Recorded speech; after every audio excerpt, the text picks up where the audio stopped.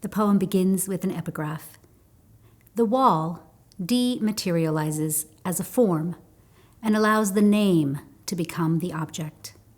By Maya Lin, designer of the Vietnam Veterans Memorial. Fall, 1982. The English translation of my surname is Walls, misspelled. The original S turned to its mirrored twin, the Z, the beginning of the sound for sleep. I'm nearly 12, and the mirror is a disaster I learned to turn away from. The girl looking back, always looking to extract her pound of flesh. I had a simple impulse to cut into the earth, Maya Lin is writing, as the mirrored wall of names she's made is arranged and laid against the riven hillside. I never looked at the memorial as a wall, she writes, but as an edge to the earth, an opened side. For a wall to become a mirror, it must not absorb or scatter too much light. For a girl to become the protagonist, she must sleep with the guy or until he kisses her awake. Sometimes we know she's the fairest one of all because of the mirror on the wall. Sometimes she must scale the city's walls to bury the guy. Antigone cuts into the earth to give him his proper memorial. She ends up the heroine and buried alive, an in-between thing, like someone who's 11 or nearly 12. When I look at the number 11, I see two walls, my name and its mirrored twin. Sometimes 11 resembles the mirrored L's at the end of wall or the beginning of llanto, the Spanish word for weeping. Sometimes 11 looks like a pair of railway sleepers, arranged and laid along a track that always leads me back to my war-worn father.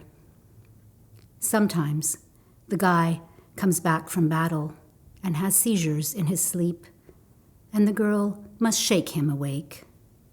Sometimes the wall and the name are one and the same. Sometimes the wall is where we end up to begin letting go our llanto. I am the daughter of a Vietnam vet. My father served in Vietnam in 1970, and like many other Latinos, he was from a neighborhood that was economically disadvantaged and was drafted. And the war returned to our house after he served, as it did for many people who served in Vietnam or who have gone to war. The family often is still very much experiences that war through them. And he came home and he never spoke about the war. And in many ways, I began writing poetry when I was around 11 or 12 as a way to speak into that silence. And so for me, this poem is a way of speaking about what it meant for me to be the daughter of war, but also what it means for many children of those who've experienced war to carry the war with them. I visited the Vietnam Memorial when I was a teenager and then wrote about the war for some time after that. And then I thought, as I entered my 50s, I'm done with writing about Vietnam. I've written all about it. I'm sort of done with my dad poems. And then it was the year 2018 when I was finishing this, and it was a time of tremendous violence, gun violence in the United States, actually, and realized that I was surrounded by ongoing disaster, and wartime. And I realized that I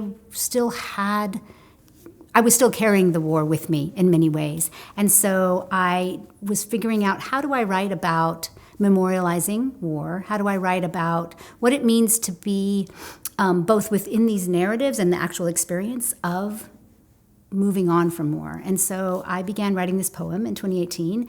And ironically, the book that I wrote it in came out in 2020 amidst another global disaster. And so in some ways, the poem speaks to both the particularities of the Vietnam War and how we memorialize it, but also I think carries with it, I hope, a resonance around how we memorialize other disasters.